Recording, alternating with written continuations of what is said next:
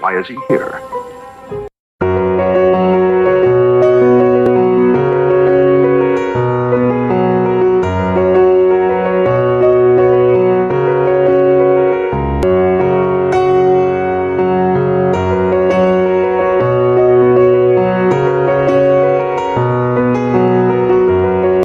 Why is he here?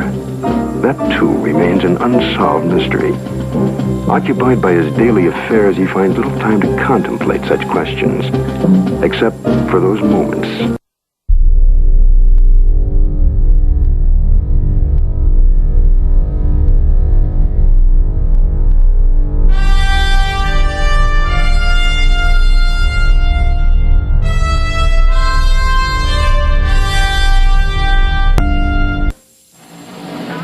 November 2nd, 1967. Two men are driving west of Loveland, Texas. The night is clear and still. Then around 11 p.m., they have an extraordinary experience.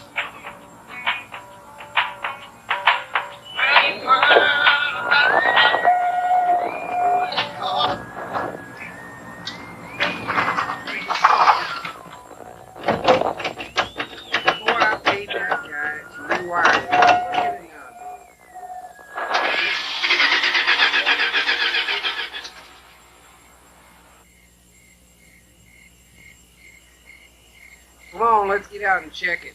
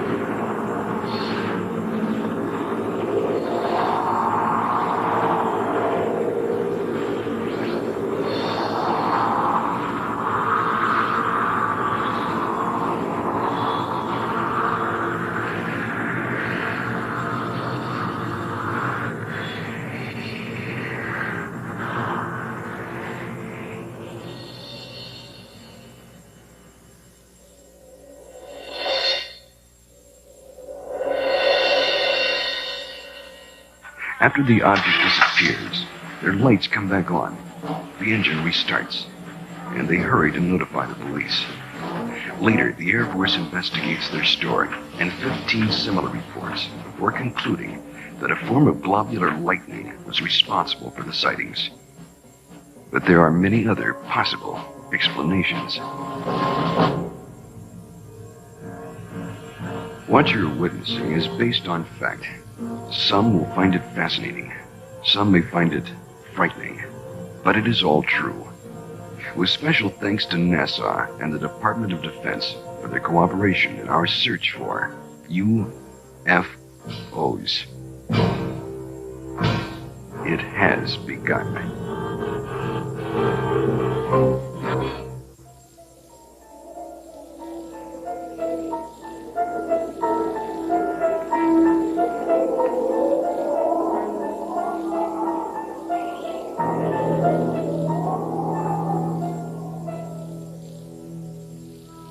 The Old Testament, Ezekiel chapter 1. It came to pass that the heavens were opened, and I saw visions of God. Out of the midst thereof came the likeness of 4 living creatures. They had the likeness of man. Now, as I beheld the living creatures, behold, one wheel upon the earth by the living creatures. The appearance of the wheels and their work was like unto the color beryl, and their appearance and their work was as it were a wheel in the middle of a wheel.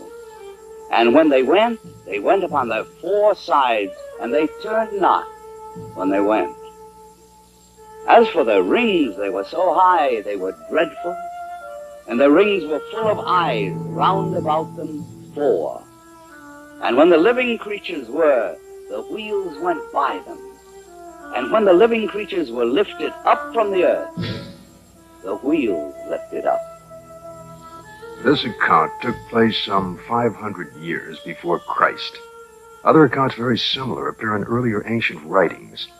The Greeks and Romans also are known to have made observations of such things as phantom chariots appearing in the night sky. Records also tell us that during the reign of Charlemagne, there were many accounts of encounters with tyrants of the air and their aerial ships. These accounts so concerned Charlemagne that those reporting such strange phenomena were subject to torture and death. Here is one recorded event given between the 8th and 9th century in France. One day, among other instances, it chanced at Lyon that 3 men and a woman were seen descending from these aerial ships. The entire city gathered about them, saying that they were magicians sent by Charlemagne's enemy to destroy the French harvest. In vain, the 4 innocents sought to vindicate themselves, saying that they were their own country folk and had been carried away a short time since by miraculous men who had shown them unheard of marvels. Luckily, the Bishop of Lyon pronounced the incident as false, saying it was not true these men had fallen from the sky, and what the townfolk said they had seen there was impossible. The people believed what their good bishop said rather than their own eyes, and set at liberty the 4 ambassadors from the ship. The date was November 12th, the year 1887. The time was near midnight aboard the sailing ship Siberian, when it was reported that several people aboard ship witnessed a huge spear of fire. It was observed arising out of the ocean. It rose to an altitude of 16 meters, then flew against the wind and came close to the ship, then dashed off toward the southeast. This sighting lasted a full 5 minutes. Within the years 1896 and 97, mysterious airships were reported all across the United States. In Oakland, California, a group of streetcar passengers reported a winged cigar that sent out a stream of bright light. The sighting spread through Colorado, Texas, Kansas, Nebraska, Iowa, and many other states, particularly in the Midwest. On April 11, 1897, Walter McCann of Rogers Park, a few miles north of Chicago, took a photograph of an airship. The New York Herald, as well as the Chicago Herald Tribune, pronounced the plates as being genuine and not a fake. Dr. Jacques Vallée, international authority on the UFO experience. The first thing I'd like to dispel is a frequent misconception that UFOs are limited to this country. Very often people ask me, how come I never hear about UFOs in other parts of the world? How come we only hear about UFOs in America? Well, UFOs are not an American phenomenon. They are a worldwide phenomenon. That's one of their most dramatic characteristics. The first major wave of sightings, and sightings tend to come in very intense series over a couple of months over a given region of the world. The first such major wave occurred over Scandinavia in 1946. There was a major wave in this country in 1947, mainly in the western states. And then there have been waves in the US in 1950, 1952, and so on. And there have been intense concentrations of sightings in Africa, in Latin America, in Mexico, in the Soviet Union, in the People's Republic of China, Australia, New Zealand, and on and on and on. I don't know of any single country that has not had a series of UFO sightings. May 1975, Manitoba, Canada. Unidentified flying objects have been reported over the small town of Carmen. The objects have been seen by many witnesses over a period of several weeks. May 13, 1975, cameraman Alan Carr of station CKY in Manitoba photographs 2 separate sightings over Carmen in front of 4 witnesses. The first sighting occurs at approximately 10:30 p.m. The object appears to be stationary just above the ground. Then, almost simultaneous with a flash which appears in the sky, the object moves north at blinding speed. Only when the film is later analyzed in slow motion does Carr realize what he has captured photographically. Approximately an hour later, a second sighting occurs. The object appears over a group of trees and moves from left to right at an apparently low relative altitude to the horizon. Again, slow motion analysis provides a fascinating study of this unexplained event.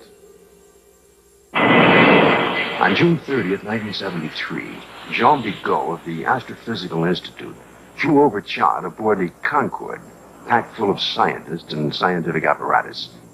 At 17,000 meters altitude, in the twilight of a total eclipse, Mr. Bigot photographed the horizon with his camera.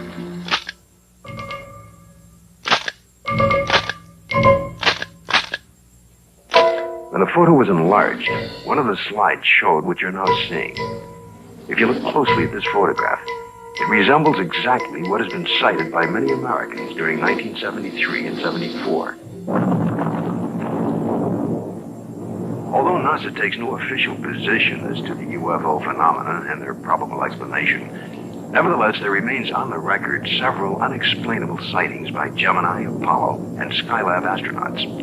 The first sighting occurred during Gemini 4 in June of 1965. Astronaut Jim McDivitt suddenly spotted a cylindrical object with arms and antenna. And when seen against the day sky, it appeared white or silvery. The object then appeared to be moving toward the craft. Suddenly, they lost sight of it. During the sighting, the astronauts were able to take these photographs and movie films of the UFO.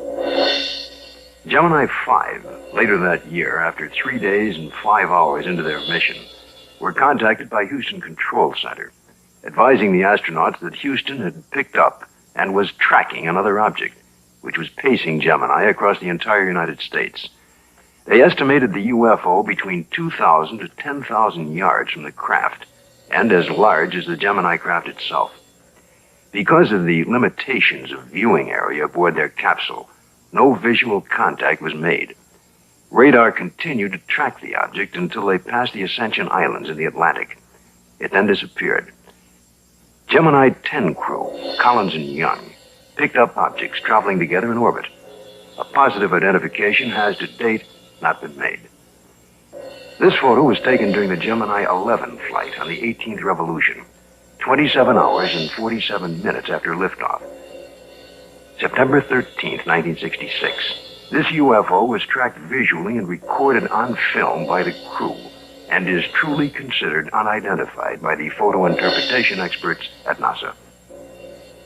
Perhaps the strongest and most spectacular of all the sightings took place aboard Apollo 11 on its way to the moon for the first moon landing. The ship was 1 day out, on July 16, 1969, when they spotted an unusual object. It had a sizable dimension to it. At first, the crew thought it was the Saturn IV booster rocket and called Houston for confirmation. Houston informed them the booster in question was some 6,000 miles away. The object remains unknown. During the Skylab 3 second manned flight, on the 23rd day of 1973, at sunrise, a series of 4 exposures were made by the crew of a visually sighted unidentified flying object, or satellite, as considered by the NASA Photo Interpretation Laboratory. The Skylab crew noticed a large star-shaped object, brighter than a planet or star. They watched it for about 10 minutes. They estimated its distance as from 30 to 50 nautical miles from Skylab. It, too, remains an unknown, despite North American air defense and NASA's attempt to identify it. Among the thousands of military men in recent times who lost their lives while in the service of their country, the circumstances surrounding Captain Mantell's death are indeed extraordinary. This experienced military pilot who'd flown in the invasion of Normandy and numerous missions over the Rhine under heavy attack would take with him to his death perhaps the closest glimpse of what was thought to be a UFO. The date is January the 7th, 1948. The time is 2 o'clock in the afternoon here at the Garden Air Force Base, just outside of Louisville, Kentucky. A Kentucky state policeman calls in to report what he has sighted.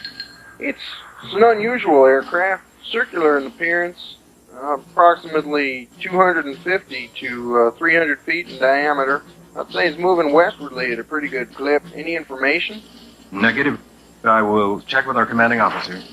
instructions were given to contact nearby Wright-Patterson Air Base to see if they had any experimental aircraft up in that area. Flight test. We have no experimental aircraft in the area. The reports still continued to come in from adjoining towns. At 1:45 p.m., it happens. It's very white and looks like an umbrella. I don't know what it is. Through the binocs, it appears to have a red border at the bottom at times and a red border at the top at times. At approximately 2:30 p.m., a flight of Air Force P-51s come into view. The base commander decides to contact the flight leader, Captain Mantell. This is Godman Base Commander. Roger, Godman Tower. This is NG-869, flight leader, over. NG-869 from Godman Tower. We have an object out south of Godman here that we were unable to identify. We'd like you to take a look for it. Roger, I will take a look for you if you give me the correct reading. Mantell moves ahead of its wingman. The tower advises the flight leader to correct his course 5 degrees to the left, to 210 degrees from Godman Tower. Godman Tower, this is flight leader NG-869, Captain Mantell. Object traveling at half my speed and directly ahead of me and above, and I'm closing in to take a good look. Can you give us a description? It appears metallic and to be of tremendous size. I'm going to 20,000 feet. The other pilots level off under 15,000 feet and start down. At approximately 3:15 p.m., Godman Tower loses sight of the UFO. 5 minutes later, the report came in that Captain Mantell's plane had crashed. He was found dead. His watch had stopped at 3:10 p.m. that afternoon. What was it that caused this experienced pilot to become intrigued with an object that he would unwittingly give his life pursuing?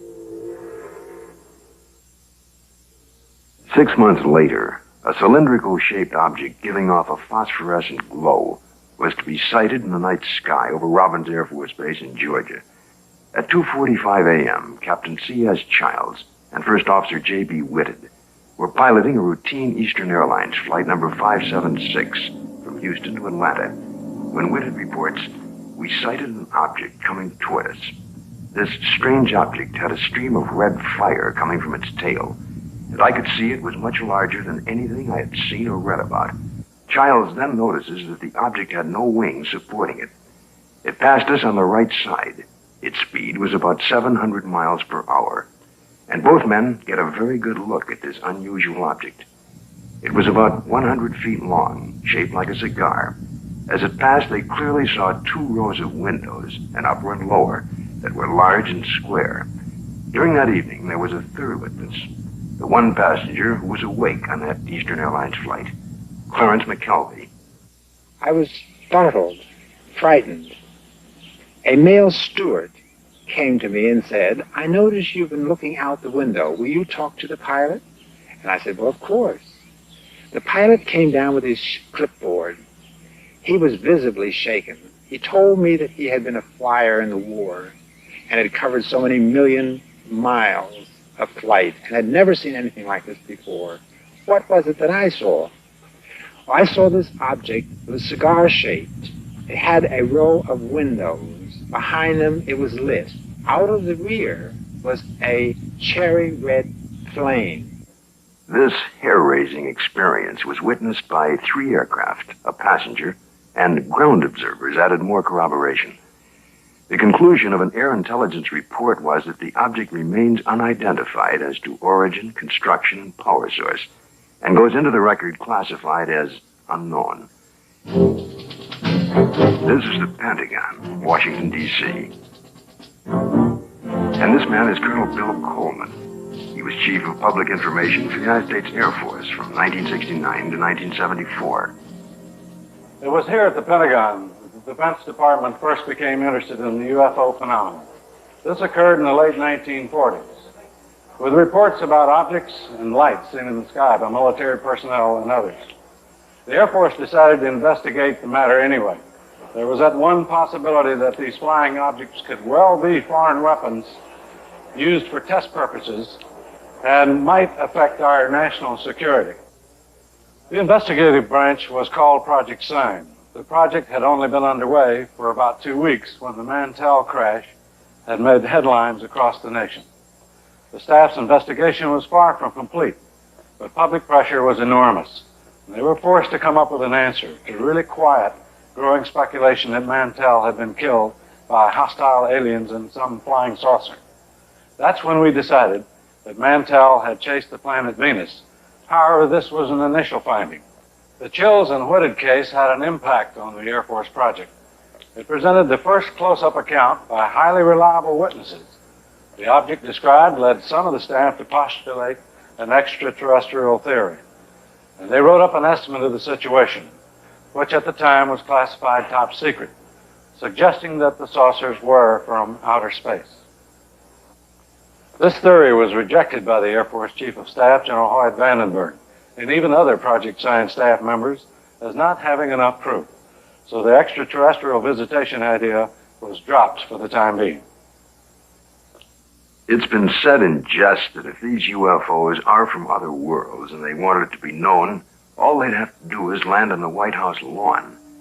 But an incredible incident, too quickly forgotten in time, took place over our capital. In 1952, Air Force spokesman for the Pentagon and UFOs at that time, Mr. Al Chop, relates the famous incident that stirred the Capitol, causing a request from even President Truman to be kept up to date on all the details.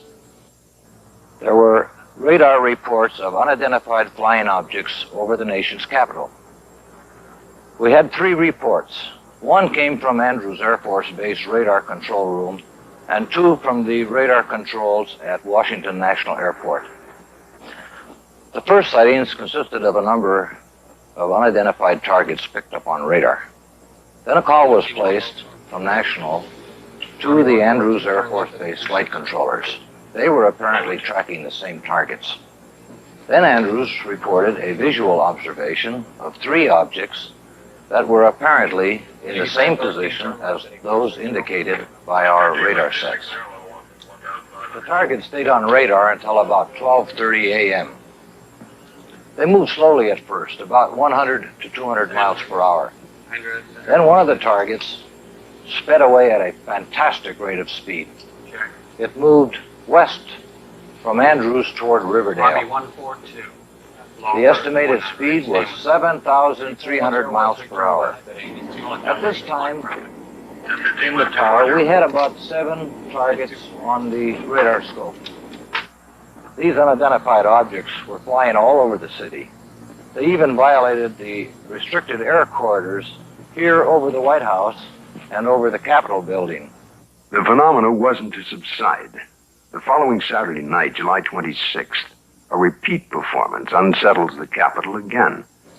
I was awakened the following Saturday night around midnight by a telephone call to my home in Virginia. It was the public information officer for the Federal Aviation Authority. He told me the air traffic control radars were again picking up a large number of UFOs over the Capitol area. First they would follow a definite flight path, and then they would suddenly disappear. Others would come into view just as suddenly. I placed a phone call to the command post in the Pentagon, and I asked for an intercept.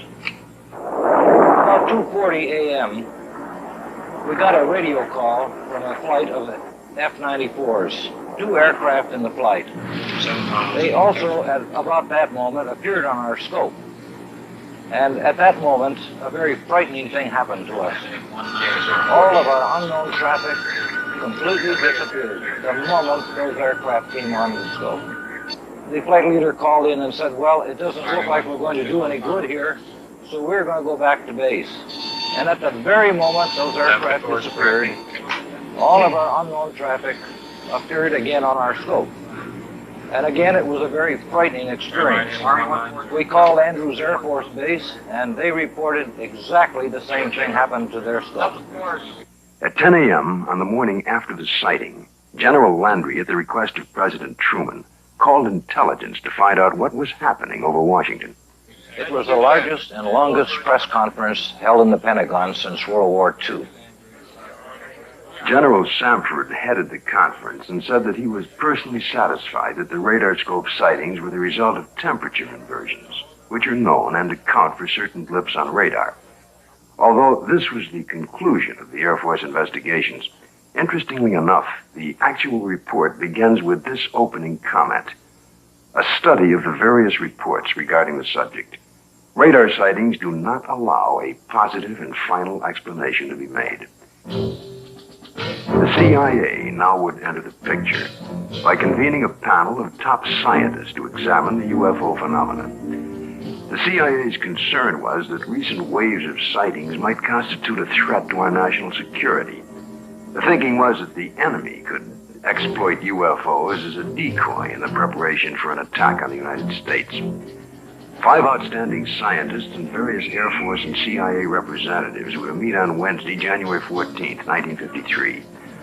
Among the panel members was one associate member who was destined to have more experience with the UFO phenomena than any other American scientist to date, Dr. J. Allen Hynek, astrophysicist and head of the astronomy department of Northwestern University.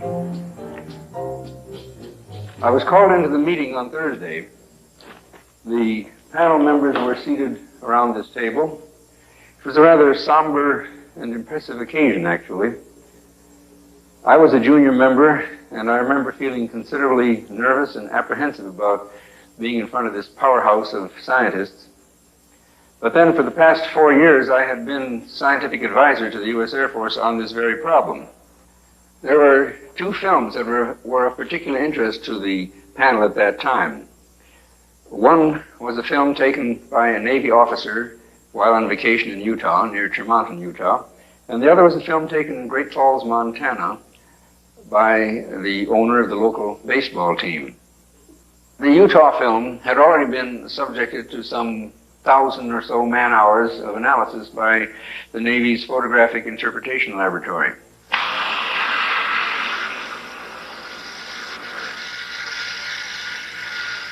So the panel got up from their chairs and crouched around the wall to examine the films, and they asked to have the films run several times, as a matter of fact.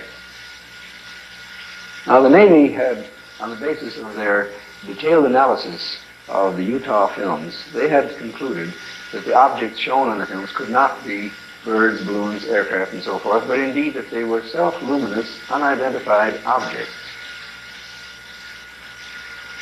Despite this conclusion, the panel rejected it and concluded that the objects were birds. They couldn't be unidentified, therefore they had to be birds. I came away from the meeting and from the room with the distinct feeling, however, that the panel had deliberately moved to debunk the whole subject and not to give it the serious scientific attention which it deserved. It seems the CIA was to become involved in the UFO phenomenon again, in a most unusual way. A series of episodes were to take place that, up until the airing of this program, were not public knowledge.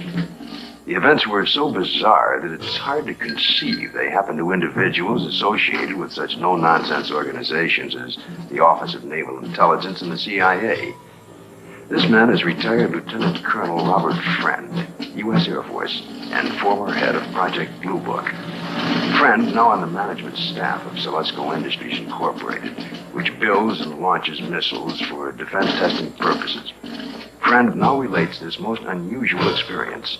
It was 1959 when I was invited to attend a briefing in the security portion of this building. It seemed that a retired Rear Admiral had information about a woman in Upper Maine that purported to have established contact with extraterrestrial beings. 2 naval intelligence officers were sent to investigate. The naval officers met with the woman, and she went into a trance, supposedly to establish contact with the purported extraterrestrials.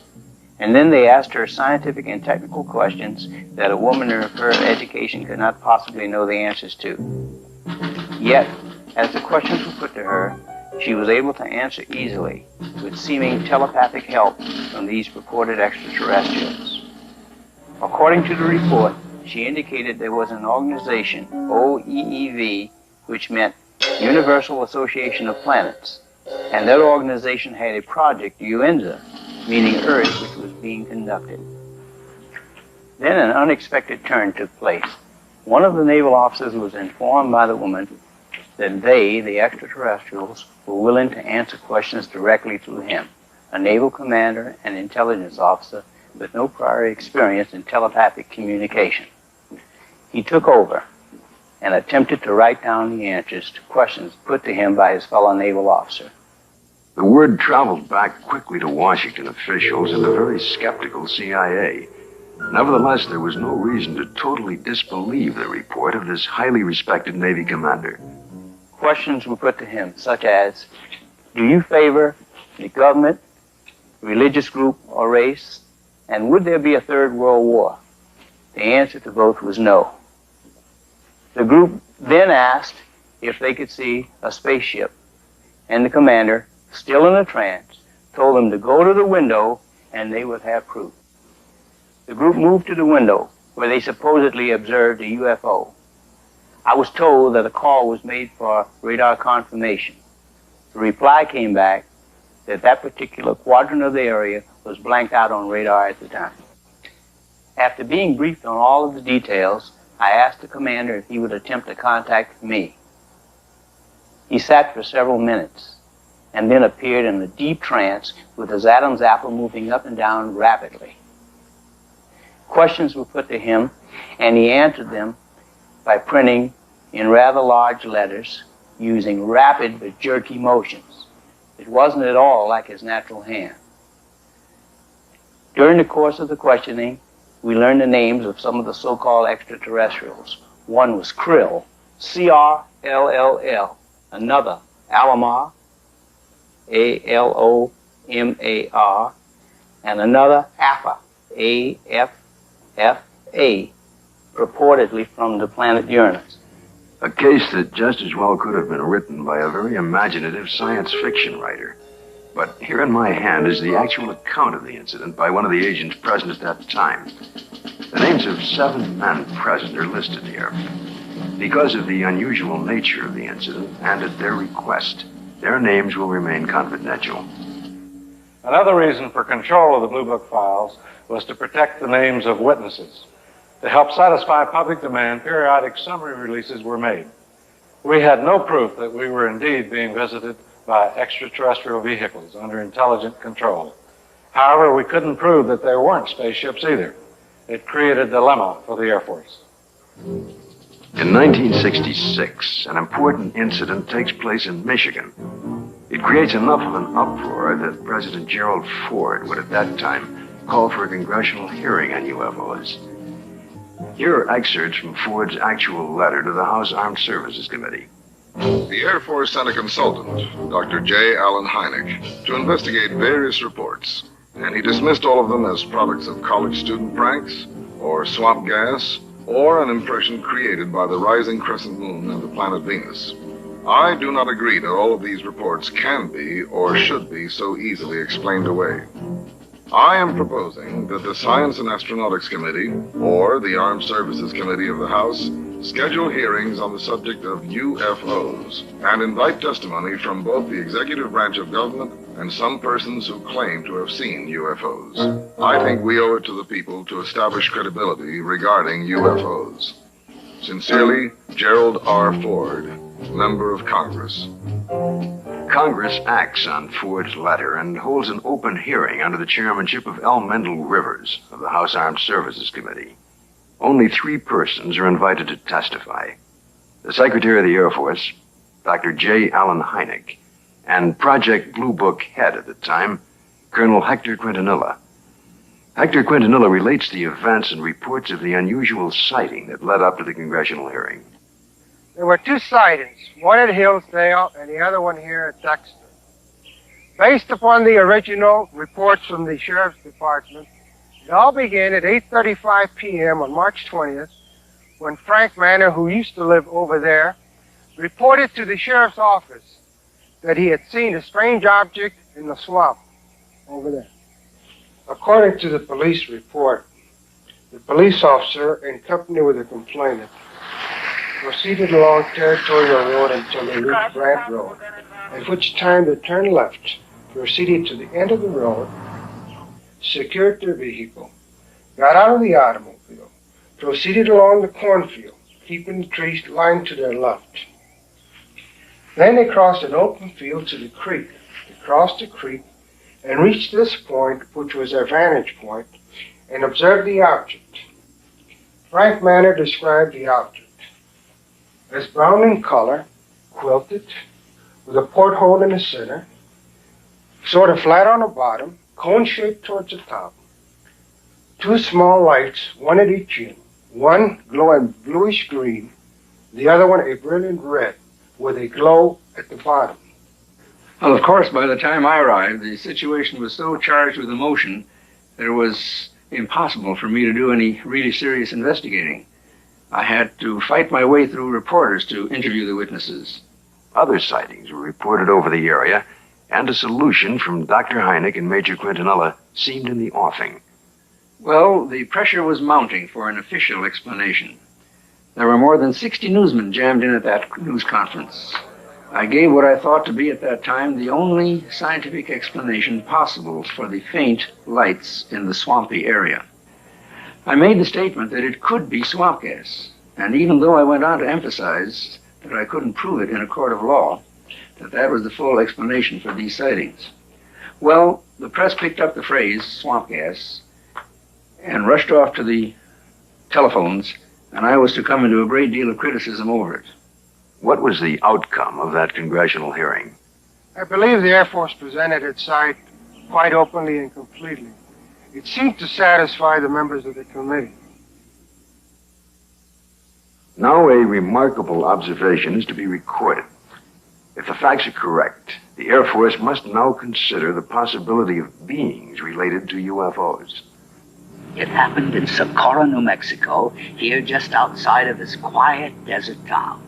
A state highway patrol officer, Lonnie Zamora, was on duty, as he had been for the past several years. A black Chevrolet was observed, speeding by the courthouse. Zamora put his highway patrol car into pursuit. Lonnie chased the car north on US 85. As he passed this hilly area, Zamora heard a roar and something caught his attention. 10 or 15 seconds pass. Lonnie then calls in to the sheriff's office. The time was about 5:45, I recall. And you said Socorro to 10:44, an accident. And then he said, I'll be 10:06 out of the car, which meant that there was one to be investigating the possible accident. And I went up this road about a half a mile, and then I stopped my car and got out and looked out, and I could see a white looking object in the distance. I thought it was an overturned car at first, but I got into a patrol car and went up closer to it. And when I started to get out of the car, I heard a big roar. As I got to it, I could see a couple of, looked like a couple of coveralls hanging from a clothesline. I couldn't see what it was, but it looked like a couple of coveralls. Zamora called in. He sounded very excited. He said he watched an object lift up slowly and disappeared into the sky very fast.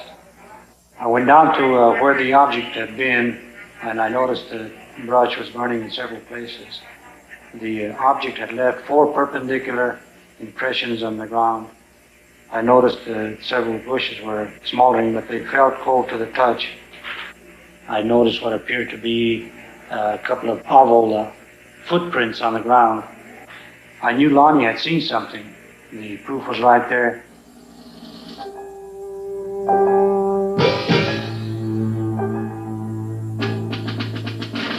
The incident was very interesting, to say the least. It seems to differ from practically all the earlier cases we investigated from one standpoint. The vehicle had left pod marks.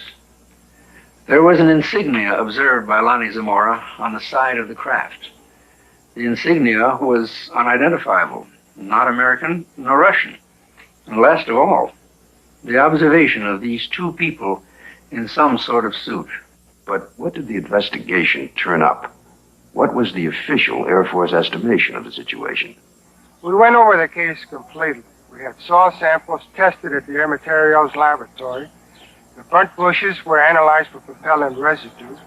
We measured the distances between the pod marks. My first reaction was that it was a lunar test module from NASA or the Air Force. That seemed to be the only logical explanation. This was probably the best documented case in the Air Force files, and I checked it out everywhere, all the way up to the top, even to the White House command post, and nothing.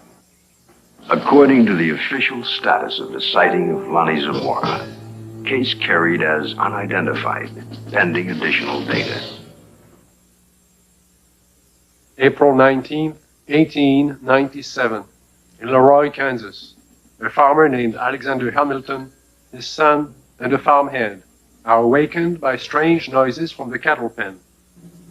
Going outside, they discovered, to Hamilton's utter amazement, an enormous airship with a brilliant searchlight is slowly descending over the cow lot.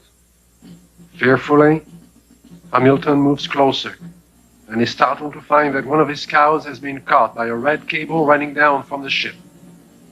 The next day, after an extensive search, he discovers the cow's hide, legs, and head in a field miles away. This is one of the first recorded cattle mutilations connected with UFOs. The report could easily be dismissed as a tall tale if there were no others. But since then, thousands of bizarre animal mutilations have been discovered, not only in this country, but in Africa, Australia, Brazil, and many European countries, in fact, all over the world. In this country, mutilations have occurred in over 30 states in the last 5 years alone. Frustrated ranchers and law enforcement officials have come to recognize the classic signature of the mysterious mutilators. Often, in a remote area, a cow will be found dead, the sex organs removed, and the tongue, an ear, and an eye all surgically cut out. The body, more often than not, has been drained of blood, though no blood has been found on the ground. In fact, there are no tracks or prints of any kind near the body. And yet, amazingly enough, there is no evidence of a struggle.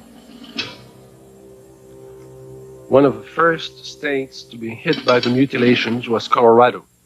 Reporter Bill Jackson of the Serling Advocate covered the story from the very beginning.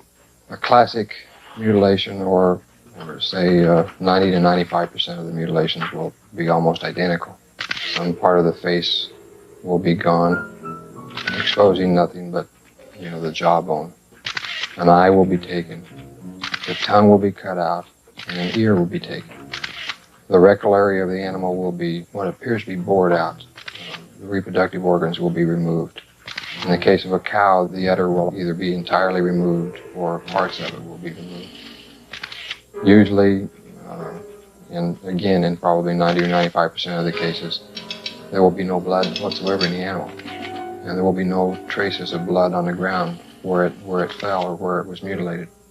All you've got is the carcass, and you've got no idea why it died, or how it died, or how it was mutilated. Or it all began in 1975. It was a bizarre time. Nobody had ever seen anything like this before. Not only did we have the mutilated dead animals on the prairie, but we also started getting the lights in the sky at night. Along that time, there were many theories that were being developed on why this was being done. The satanic cults were being blamed, dope smugglers, UFOs, a government experiment of some kind. As time went on, the situation became so widespread that people realized it couldn't be the occult or the dope smugglers, which left us two possibilities. Number one, it was being done by a government, let's say. Or number two, it was being done by UFOs. As more and more cases were reported, the Colorado Bureau of Investigation was called in. Well, our position is basically one where predators, at least our investigation determined that predators were responsible for probably 99% of the reports of mutilations. As I said, there were 203 separate reports received from this agency. But of the 203, we only received 45 tissue samples to conduct microscopic analysis on. Of the 45 tissue samples, we found that only 2 of those 45 had actually been mutilated with a sharp instrument. When they first started, they would send samples of these animals to the CBI, to Fort Collins, to try and determine what was the cause of their death, what was mutilating them. And 9 times out of 10 or more, the report would come back that it were being caused by predators. Now, these ranchers and the sheriffs in these rural areas have been around cattle all their lives. They've been around coyotes all their lives. And they knew that this just wasn't possible. A coyote would not do that. Predators, when they come in and start eating, I'm talking about 4-legged predators. They'll come in and they'll bite, and then they'll pull and they'll tear. The cuts we have, even we can't make cuts like this. We've tried this many times on dead animals with scalpels, razors, and knives, and we can't make the same cuts. We've had cattle that we've went and investigated that were, called in. I think I have a mutilation here, and we went out and we seen it, and it was not a mutilation. And these are not the ones that's reported. The ones that we classed as a classic type mutilation are actually mutilations, and they're not predators. Animals, wild animals, predators, coyotes, won't approach these carcasses. But in the case of an animal being mutilated in the wintertime, there's possibly something about the cold weather that may mask whatever it is that keeps predators away, and that will be the exception to the rule. Is this animal here, is any pretty much like the other ones you had that was mutilated? Yeah. How old a cow is this, Don? 8 years old, according to the way I looked at her teeth, 8 or 9. I know definitely it wasn't animals. We took out the whole works there.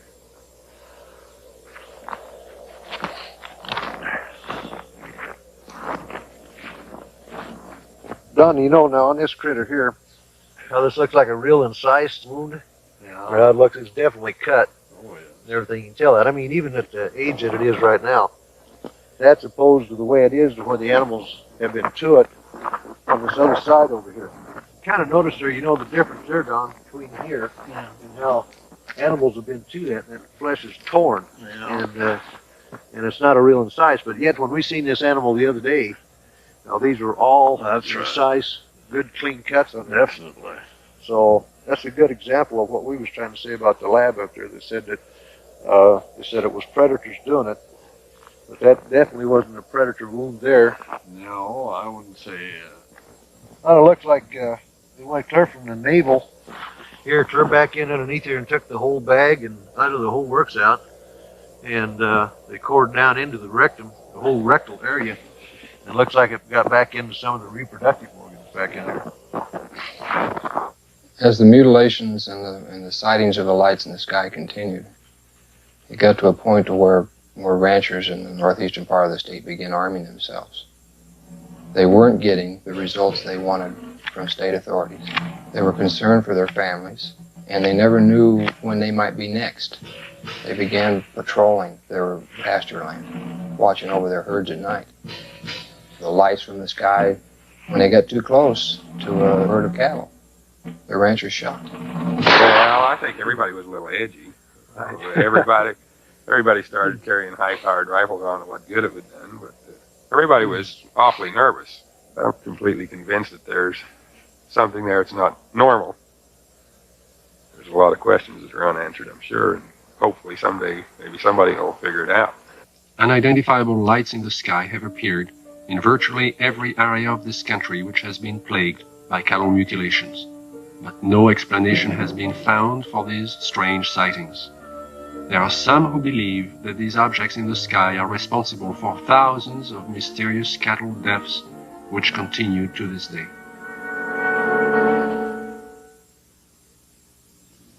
Though state and local officials have stated their views about the mutilation mystery, surprisingly few veterinarians will speak publicly about the situation. This man is an exception. Dr. William Fitzgerald runs an animal clinic in Durango, Colorado.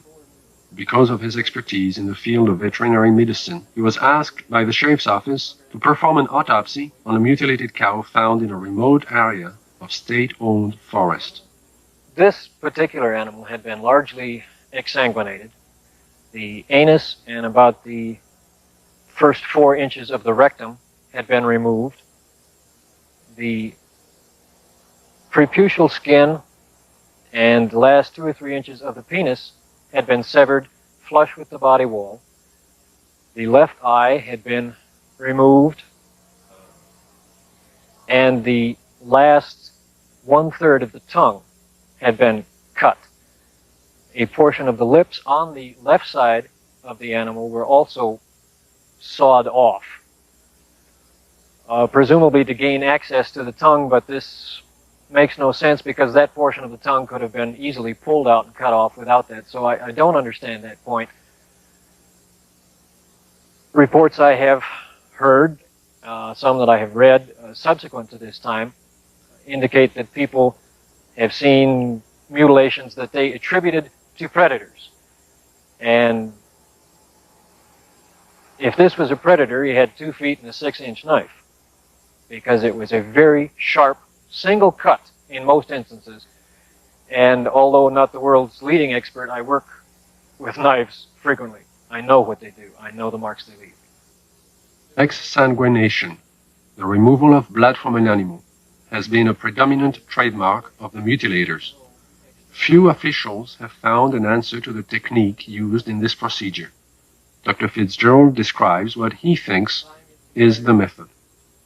If a large bore needle is placed in the animal's jugular vein while the animal is sedated, under anesthesia, or awake if you like, somehow restrained, however, the animal's heart will function as a pump and will pump out very nearly all of its blood through that needle. As the animal's blood supply begins to diminish, a natural physiological mechanism takes over and sequesters or draws what remaining blood is left into the internal organs in the center to supply the vital organs, the liver, the heart, the brain. And it will leave the peripheral area, the skin, all of the non-vital centers, largely bloodless. So if you can successfully withdraw the major portion of an animal's blood, you can cut on that animal, and there will be virtually no bleeding at all from the surface. I know that I keep coming back to this point, but the animal was apparently restrained with something other than ropes. Why, I don't know. It was apparently washed completely clean. Why, I don't know. And it was in a very remote area. Perhaps these things tie together. Perhaps whoever, whatever, performed this didn't want to be observed. I think one of my initial feelings was that somebody certainly went to an awful lot of trouble to get back into a remote area where I don't believe you'd casually know there were even cattle to do all of this.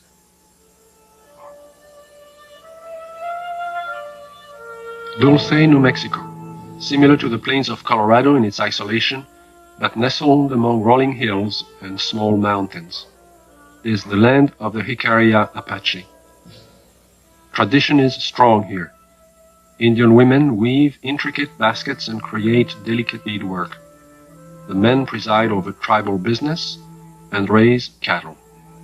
And here, as in Logan County, the night sky has been lit with the glow of unknown flying objects, and cattle are found mutilated. Officer Gabe Valdez of the New Mexico State Police and retired scientist Howard Burgess, who pioneered the development of Kirlian photography in this country, periodically pool their knowledge and expertise in an effort to solve the mutilation mystery. Officer Valdez describes how it all began. It was in 1976, June the 14th, when we first had one of our cattle mutilations here in Dulce. The cattle that was mutilated belonged to Mr. Emmanuel Gomez. Any time that we do find one that it's not too decomposed and it's fresh enough for us to do some tests, well, I do call on Mr. Burgess because he has a lot of knowledge in the field of science that is very helpful to me in conducting my investigations.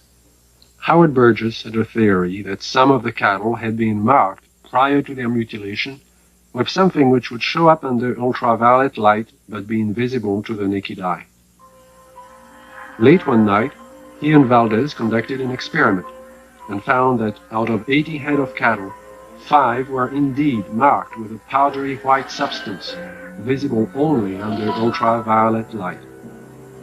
So we took ultraviolet with some special filters and ran the cattle through it, and what appears to be markings glowed under ultraviolet. It's invisible to the normal eye, but under ultraviolet it does glow. Then we removed the hair from the region that does glow, and we removed a control sample. We took these to the lab and had chemical checks run on them. We did find that the sample that did glow is extremely high in potassium and magnesium. At the time, this was interesting, but it didn't mean much to us until we ran on to other things that began to tie in with it. The tie-in came on July 3rd, 1978, when a UFO was sighted over Taos, New Mexico. As it hovered over the town, it dropped a thin film of ashes onto the ground below. The ashes contained high levels of magnesium and potassium, the same elements found on the cattle under ultraviolet light, but there was more. We find there's at least 25 elements in there. There's a good possibility that it may be something that's organic. And if it is, this just opens up a real bag of worms, because anything can happen if this is an organic material that has come from one of these crafts. And this, as the people told us, directly fell from the craft that was hovering over the area. One evening in 1975, Logan County Sheriff Tex Graves took his deputies into the countryside around Sterling, Colorado, determined to track the bright lights which had been skimming across the ranches and farmlands for the last several weeks. Reporter Bill Jackson describes the sequence of events. We were just getting started in this. We really didn't know what we were doing. We weren't prepared for anything like this, of course. But as time went on, we realized we couldn't catch them, so maybe we can take pictures of them and discover something that way. About a year and a half later, the lights returned. The mutilations were still going on. So we arranged with the Honeywell people in Denver to borrow a 1100 millimeter Lentar lens from them, and got some high-speed recording film from Kodak. And then we sat and we waited, hoping that the lights would come back and we'd have a chance. And finally that chance came. It was a stationary object that we saw for approximately 30 to 45 minutes, and the resulting shots were interesting, to say the least.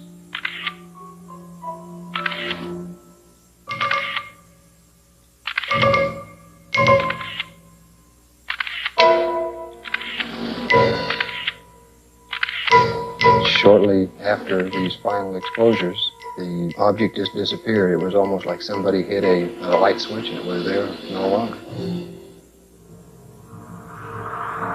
What are these unidentifiable lights? What is their nature and their purpose? Why have they appeared in the night skies immediately prior to the discovery of mutilated cattle? And how many more animals will die before the mystery is solved?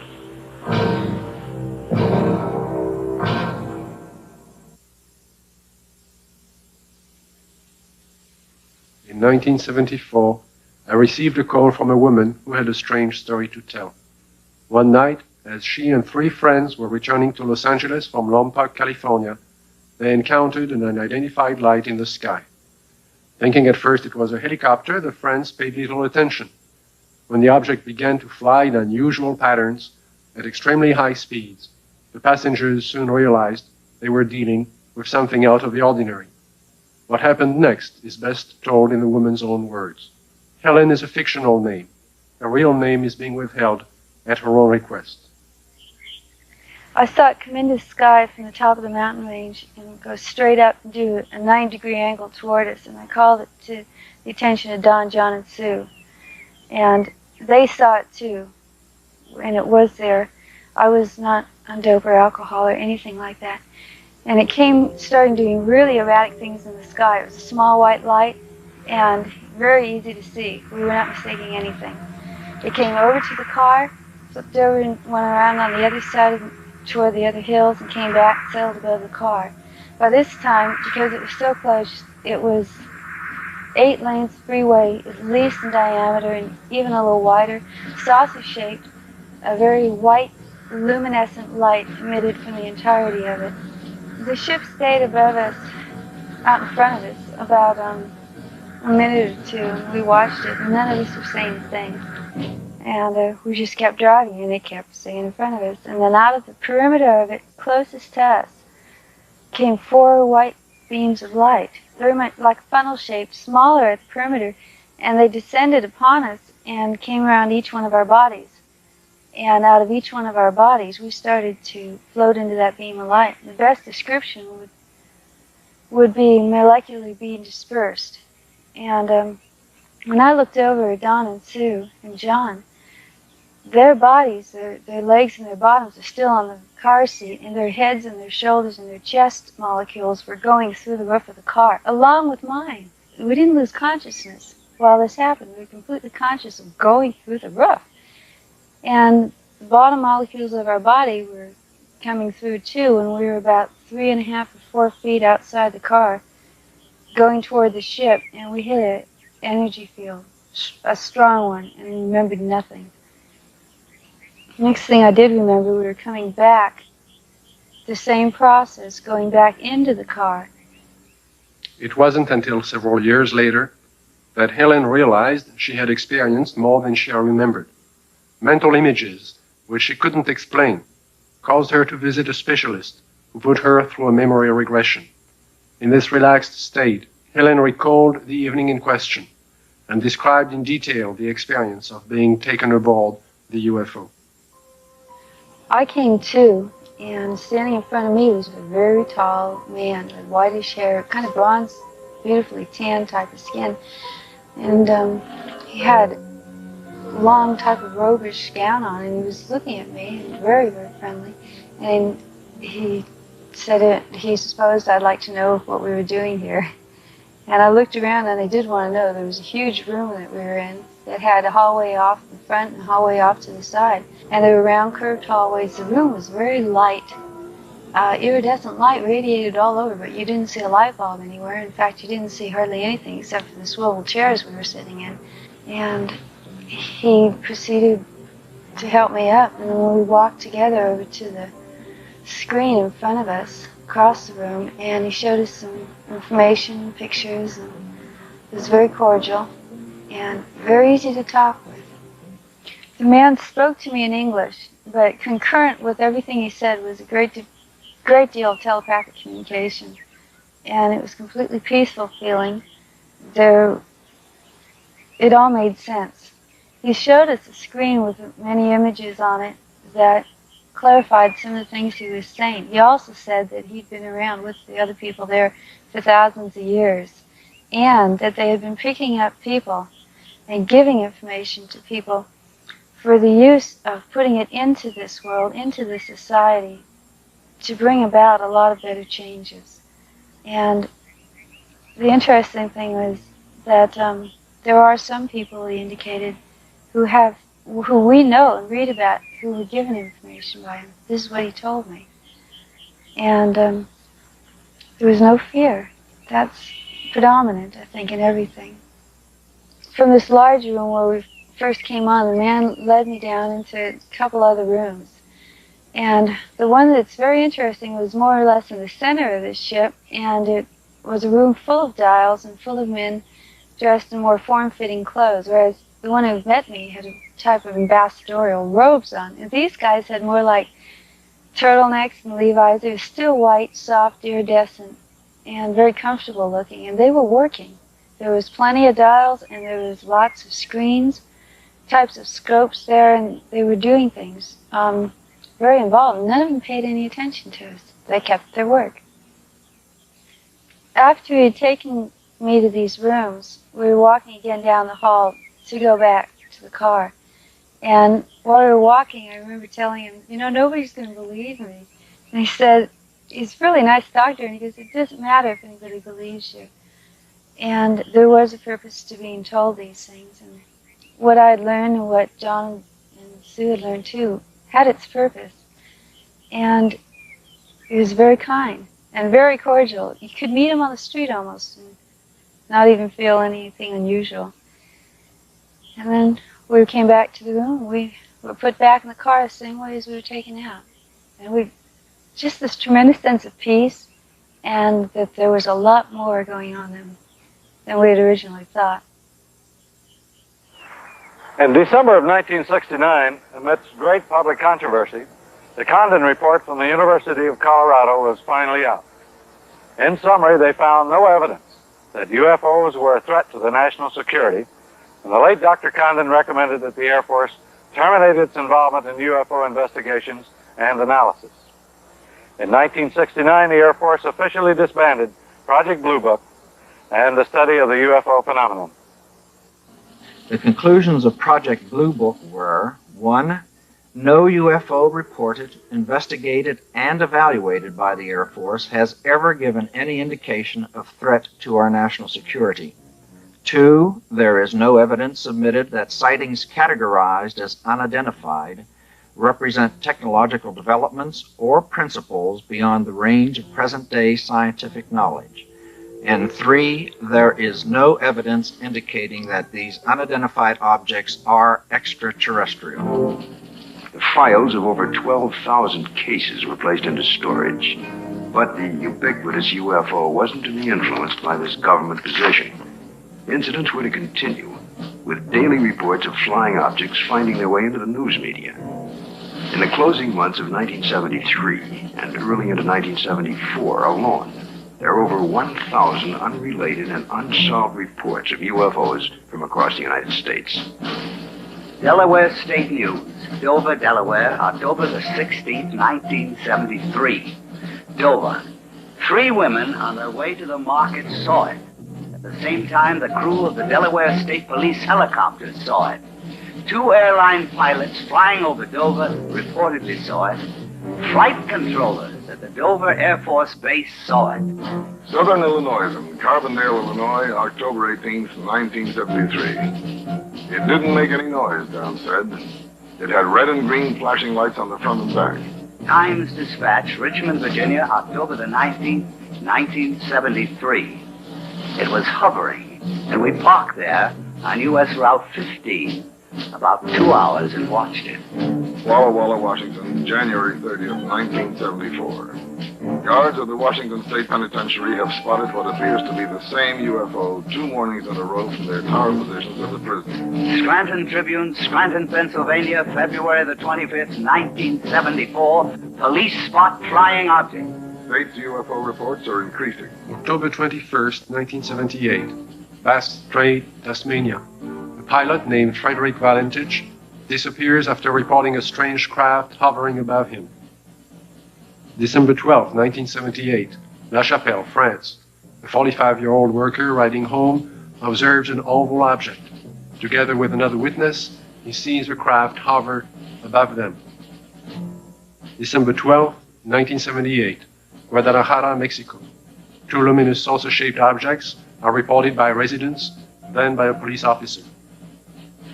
December 16, 1978. Palermo, Italy. A bank clerk spots a disc of light and alerts the police, who take several photographs.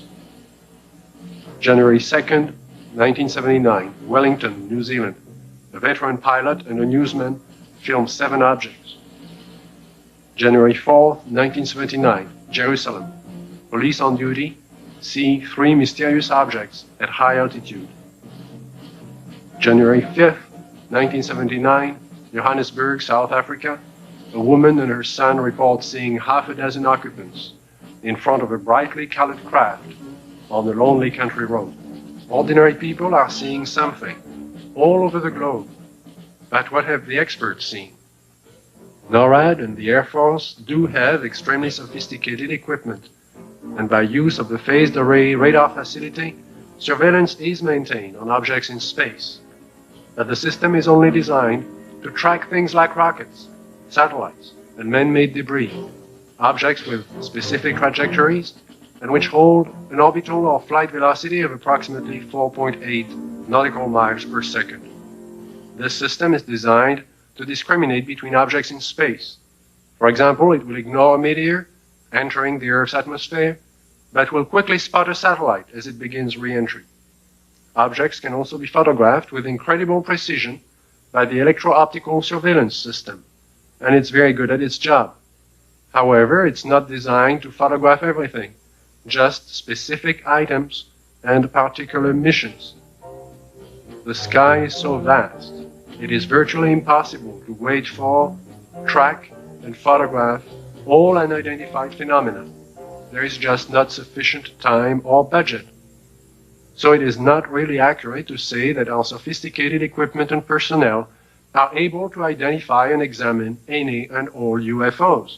On the contrary, they are programmed to study man-built machines, and only that. Among the many reports of UFOs in late 1973, one incident would stand out because of the credibility of the four witnesses. This is Major Coyne, Army helicopter pilot, his co-pilot, Lieutenant Arrigo Jetsi, Air Medic Sergeant Healy, and Robert Janacek. These men had just finished their annual flight physical early that day and were found fit and sound of mind. They would take off from Port Columbus Airport about 10:30 p.m. But what was about to follow, and the subsequent report they filed, would put to the test the credibility of these men. Approximately 8 miles east of Mansfield, our crew chief, Sergeant Robert Janacek, observed a red light on the east horizon. Did you gentlemen see the same red light? Yes, I did. Our helicopter was flying on a northerly heading. We were flying at an altitude of 2,500 feet. He indicated that the light seemed to be facing the helicopter, moving along in a parallel direction with our aircraft. Which direction from the helicopter was it at? Moving, it was to our right, to the right side of the helicopter, and it was moving with us as we were heading north towards Cleveland. And at this time, he indicated that the light change its direction was coming directly at the helicopter at the same altitude. And as the helicopter was maintaining a speed of 90 knots, the object came at a terrific speed from the horizon. We estimated 15 miles. Visibility was reported 15 miles that night. Did you gentlemen see the object at this time, after it had been pointed out by the sergeant? No, not at that time. I was flying left seat or co-pilot, and visibility from that seat from an object approaching from the right is rather limited. So I was having difficulty seeing the object. And it was for that reason that Major Coyne did take the aircraft under control from me. I grabbed the controls from Lieutenant Jetsi because I thought it was going to hit us. I braced for impact. With that, I pushed the collective down to get the helicopter to start to descend. I then looked at the altimeter. It was showing 1,700 feet, and we were descending 1,000 feet a minute. The helicopter began to descend, and as this object came at the helicopter, it seemed to descend with the helicopter. When the helicopter went down, the object came down, but it still came directly at our broadside, as if to hit the helicopter from the right side. Did anyone else see the object at this time? Yes, I was watching it come out of the east horizon. And the only thing I felt was when the skipper took over the controls and we started to auto-rotate down, and I'd never been involved in a mid-air collision, so I was just watching this thing come at us. It was at this time a light came, swung 90 degrees from the UFO towards the helicopter, and it came in through the front of the plexiglass, and the entire cabin inside turned green from the light. It was a pyramid-shaped type of light that beamed down and came through the front of the helicopter. How long was your aircraft bathed in this beam? The light that came into the cockpit apparently lasted only for a few seconds, but it was enough time that I observed the red instrument panel lights utilized for night flying to be absorbed by the green light. Was it possible for you to determine the outline of this object against the star background? Yes, sir. It was a cigar-shaped object, like a symmetrical airfoil with the dome on it. It was a solid object. It was a metallic structure to it. And you could see lights reflecting off the structure, and you could not see any of the stars or behind the object itself. Well, while all this was going on, what was the attitude of the helicopter? Apparently, when we were supposed to be descending at 2,000 feet a minute at 100 knots, we were climbing at 1,000 feet a minute with the controls still established for a descent. And we went from 1,700 feet up to 3,500 feet and topped out at 3,800 feet. I would like to stress one important fact, and that is there is approximately 20 years of Army aviation experience between the 4 men on board the helicopter that night. We have been trained to follow procedures and regulations in reporting incidents, regardless of how they're accepted. And we try to follow those procedures. And we reported the incident as it occurred and have avoided any speculation on the subject. While our government's official position is not to speculate on this subject, we can choose to let our minds explore other possibilities, to use our imaginations. For if we consider that astroscientists agree on one point, that the possibility of life elsewhere is not only quite probable, some feel it is there without a doubt. Let us suppose then that these objects are real space vehicles, extraterrestrial in origin, and not an illusion of the mind. Perhaps we can begin to accept such ideas as various reported UFO shapes and configurations by looking at our own aviation history. We have, in 71 years, devised dozens of aircraft shapes, from propeller-driven biplanes to lunar modules to date.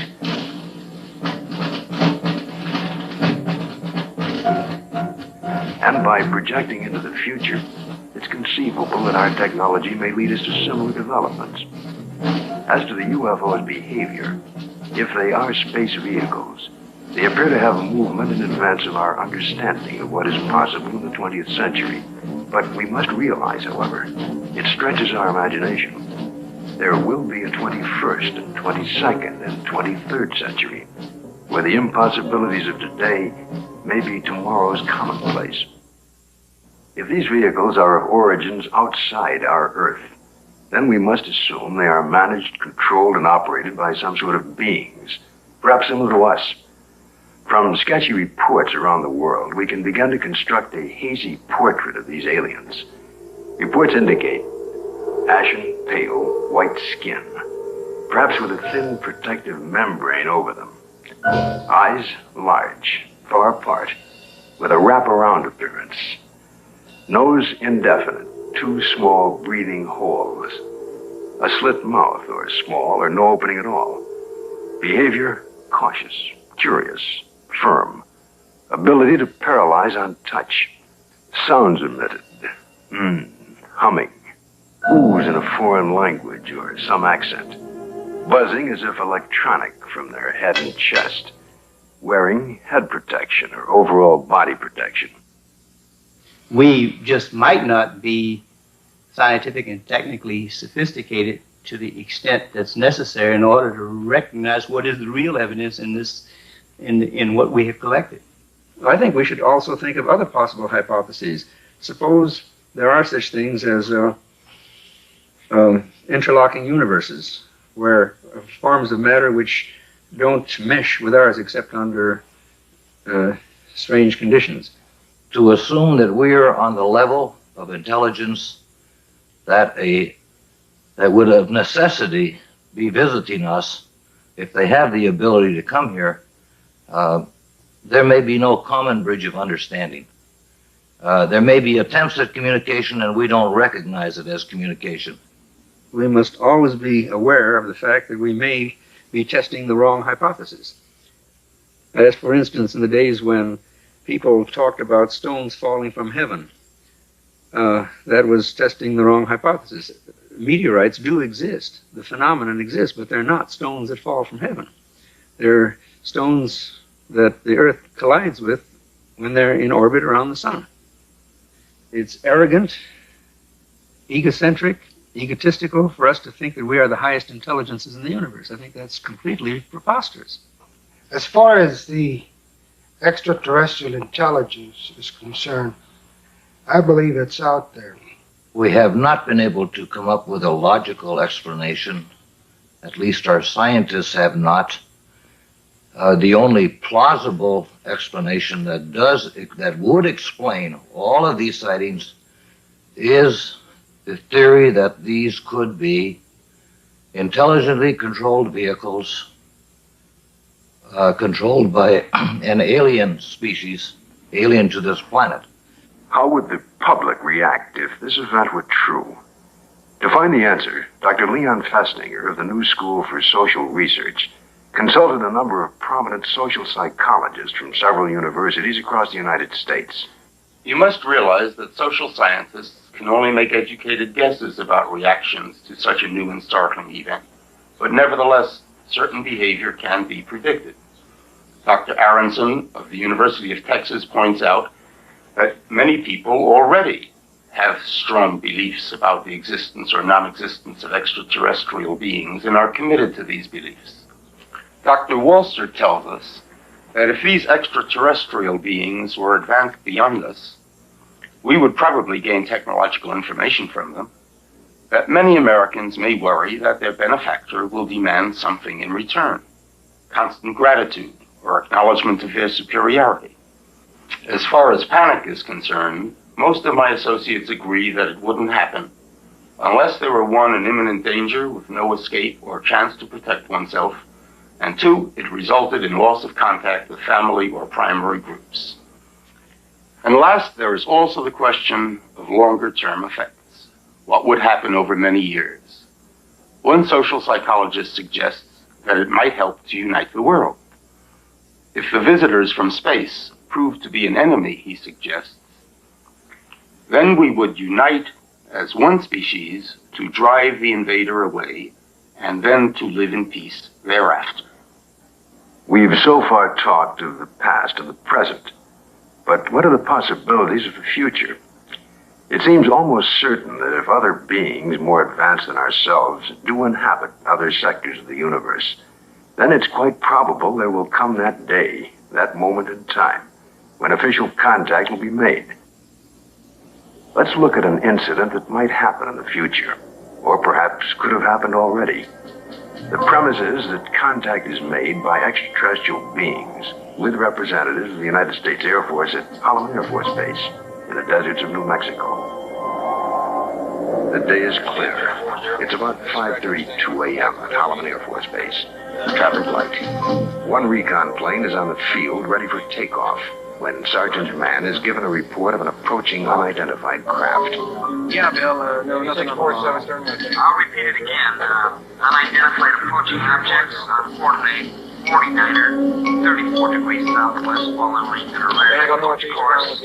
Probably a stray civilian, maybe. Keep me informed. I see him over there.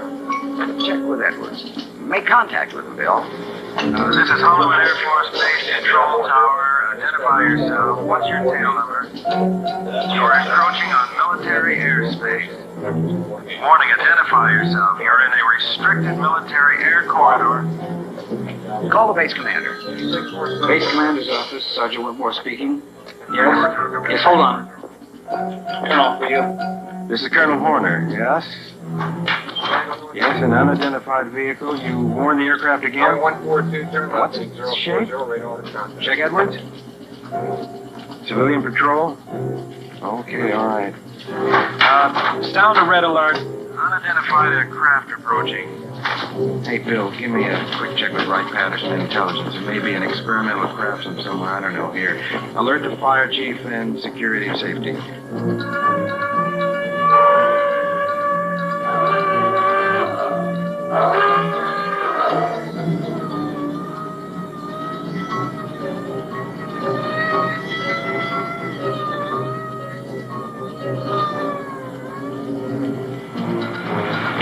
military interceptors are dispatched to escort the unidentified crafts out of the area.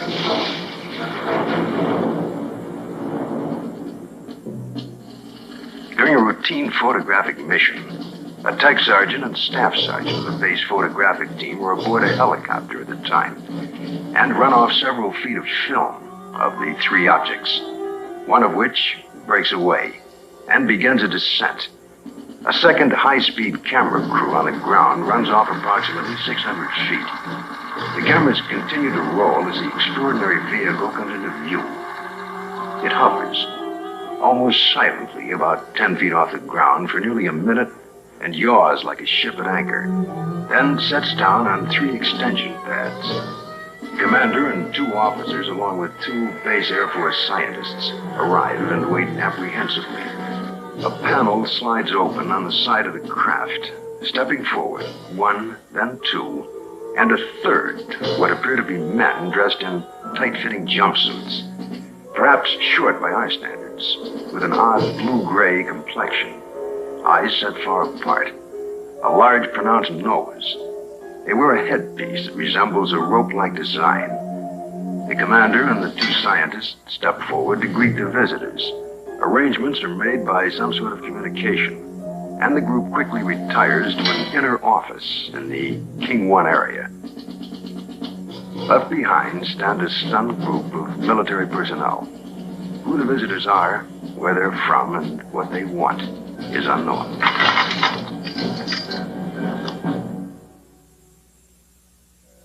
We now have a new challenge, perhaps the most monumental in recorded history. The opportunity to investigate a phenomenon that could change our destiny. Through the study and understanding of the UFO phenomena, we may discover a new energy force, or how to use it, or it could lead to an understanding of our relationship to life throughout the universe. And if there are beings from distant advanced societies, we may be privileged to see a revelation, a look at ourselves 1,000 years in the future.